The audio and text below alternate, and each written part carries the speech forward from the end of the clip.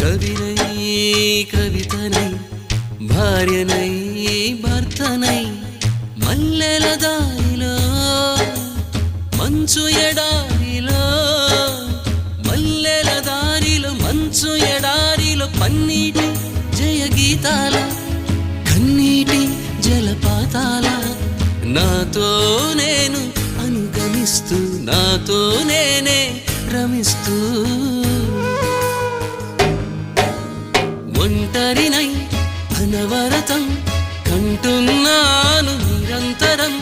కలల్ని కథల్ని మాటల్ని పాటల్ని రంగుల్ని రంగవల్లుల్ని కావ్య కన్యల్ని ఆడపిల్లల్ని జగమంత కుటుంబం నాది